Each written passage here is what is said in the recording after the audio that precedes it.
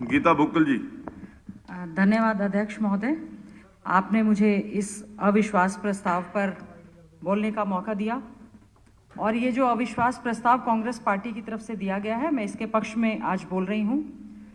हमारे देश की आन बान और शान हमारा किसान, हमारे देश की अर्थव्यवस्था की रीढ़ की हड्डी हमारा किसान, जो इन 3 कृषि कानूनों को लेकर, जिनको काले कानून हम लोग कह रहे हैं, जब ये ऑर्डिनेंस थे तब भी इनका विरोध हुआ।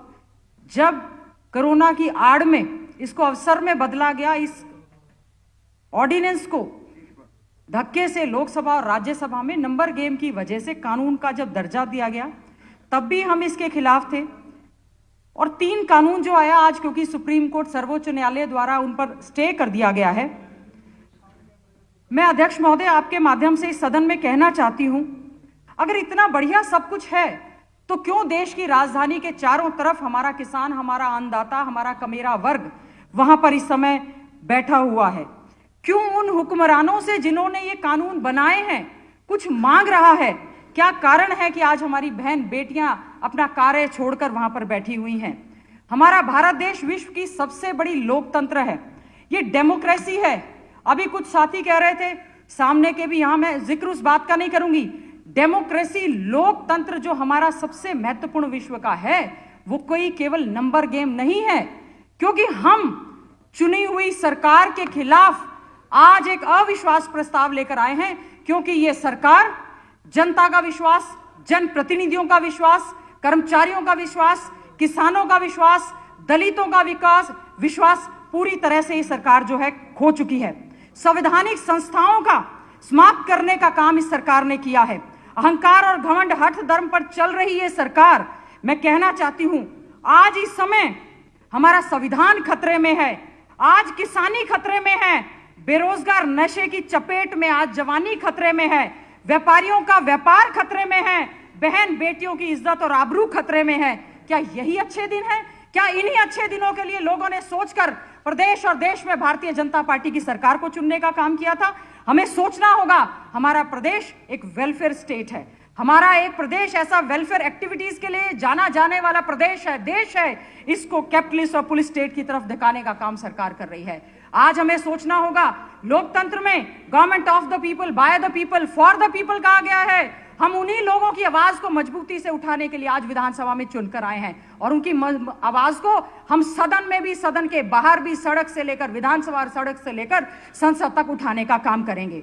आज हमारे बहुत से साथी गरीब किसानों की बात कर रहे हैं। किसान गरीब भी है, अमीर भी है, अच्छा भी है। हमारा ये देश जिसने इतना बड़ा एक नारा दिया, जय जवान जय किसान, उसके साथ में हम जोड़ेंगे, हमें जय जवान जय किसान और जय संविधान, संविधान के तहत और संविधान के अनुरूप हमें कार्य करना चाहिए। कोई भी व्यक्ति या संस्था संविधान से बड़ी नहीं है। हमें अगर कुछ करना है तो संविधान के नियमों के हिसाब से करना पड़ेगा। हठ धर्म से सरकारें नहीं चलती, राज धर्म का पालन मैं माननीय मुख्यमंत्री जी से कहना चाहती हूं। हमारी ये जो एग्रीकल्चर बेस्ड इकोनॉमी है, इसको है किसान हमारा अपनी मिट्टी को, अपनी फसल को बच्चों से भी ज्यादा प्यार करने का काम करते हैं। हमें सोचना होगा, चंद पूंजीवतियों के चक्कर में, केवल कुछ लोगों के चक्कर में आप ये जो हमारा अन्नदाता 105 दिन से ज्यादा बैठा है, आप उनकी सुध लेने का काम करें। आज राजधर्म का पालन करने का काम करें, ना कि जिन लोगों ने इसके खिलाफ, आपके खिलाफ या इन कानूनों के खिलाफ आवाज उठाई है, उन पर देशद्रोह के मुकदमे बनाए जा रहे हैं। सोशल एक्टिविस्ट को बंद किया जा रहा है, पत्रकारों के पर मुकदमे बनाए जा रहे हैं, उनके परिवारों को तंग किया जा रहा है। लोकतंत्र में यह आजादी है कि अपनी बात को मजबूती से रखने का अधिकार सबको है। हमारे यहाँ पर राइट टू फूड है। हम लोग कहते हैं कोरोना की समय में हमने 86 करोड़ लोगों को 2 रुपए किलो के हिसाब से अन्न देने का काम किया। अच्छी बात है, देना भी चाहिए, क्योंकि हमने इनको कोरोना की आड़ में पता नहीं क्या क्या घोटाले, घपले और क्या क्या हुए हैं। कुछ लोगों ने, जो ये लोग हमारे आंदोलन कर रहे हैं, इनको आंदोलन जीवी कहने का काम किया। मैं माननीय मुख्यमंत्री जी, कल आप बहन बेटियों को लेकर भावुक हुए, हम आपकी भावना को समझते हैं, लेकिन आप किसी दिन उन बहन बेटियों को आप जाकर देखें जिन्होंने अपने लाल खोए हैं, उनके बच्चों के सर से जो माँ बाप का साया जो उठा है। ये आंदोलन, ये केवल आंदोलन जीवी नहीं है। इन आंदोलनों की वजह से आज हम आजादी की सांस ले रहे हैं। कम से कम 2 शब्द तो सहानुभूति के जो है हमें उनके लिए बोलने का काम करना चाहिए। कोई बात नहीं, आप शांति रखो, आप शांति रखो। अध्यक्ष महोदय, आज मैं एक बात कहना चाहती हूं। आज याद उन्हें भी कर लो जो लौट के घर ना आए। मैं करीबन हमारे 250 से ज्यादा किसान, आज याद उन्हें भी कर लो जो लौट के घर न आए। केवल वो किस लिए गए थे? वो अपनी मांगों के लिए गए थे। इस आंदोलन में जो कानून बनाए गए हैं उनके खिलाफ गए थे। वो इसलिए गए थे कि हमारी जमीनें ना छीनो, हमारी किसानी ना छीनो, हमारे बच्चों का भविष्य ना छीनो, इन कानूनों को वापस लें। 11 दौर की बातचीत हुई। मुख्यमंत्री जी, मेरा आपसे अनुरोध है, आप भी याद उन्हें तो कर लो जो घर से गए थे।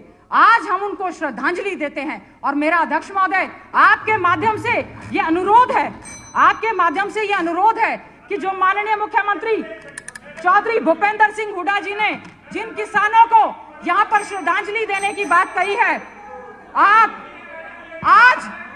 आज अध्यक्ष महोदय, हमारे वो स्वतंत्रता सेनानी, हमारे वो नेता, हमारे वो महान शहीद, उनकी आत्मा दुखी हो रही होगी। उन्होंने ऐसे देश के बारे में सोचा नहीं होगा।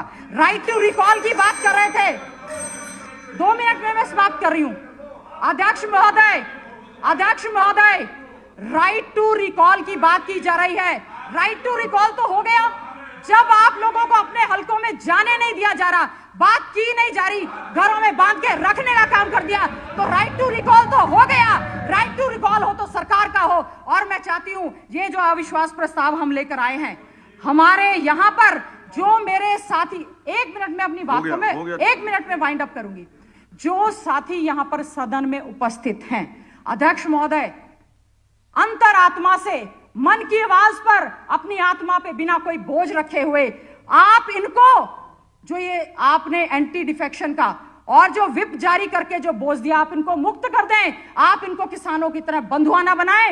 ये हर व्यक्ति जो आया हुआ है, चुनकर आया हुआ है, अगर वो चाहता है वो सरकार के खिलाफ वोट करे, आप उनको बोलने का अधिकार दो। आप अपनी इसी महत्वपूर्ण कुर्सी पर बैठकर उनकी आवाज को दबाने का काम ना करें। मेरा ये अनुरोध है, विप का या एंटी डिफेक्शन के चक्कर में आप उनकी आत्मा को, उनको वोट करने का अधिकार दें। केवल जो ये डोमेसाइल की बात जो आई है, 15 साल से 5 करना, मैं समझती हूँ ये सरकार का रिजर्वेशन को खत्म करने का एक हिडन एजेंडा है। जो अधिकार हमें संवैधानिक तौर पे मिला हुआ है उसको दें। और मैं ये जो अविश्वास प्रस्ताव आया है, माननीय अध्यक्ष महोदय, इसमें हमारे किसान ने जो कहा, भगत सिंह ने देश के लिए, मैं अपने किसान भाइयों के लिए दे सकता हूं, लिखकर जो गए, आज उनकी आत्मा को शांति मिलेगी। अगर हमारे साथी इस अविश्वास प्रस्ताव के पक्ष में, ये कोई सरकार को तोड़ने या बनाने की बात नहीं है, ये किसानों की, हमारे अन्नदाता की, गरीब की लड़ाई की बात है। और मैं इस अविश्वास प्रस्ताव के पक्ष में अपना वोट करती हूं। बहुत बहुत धन्यवाद।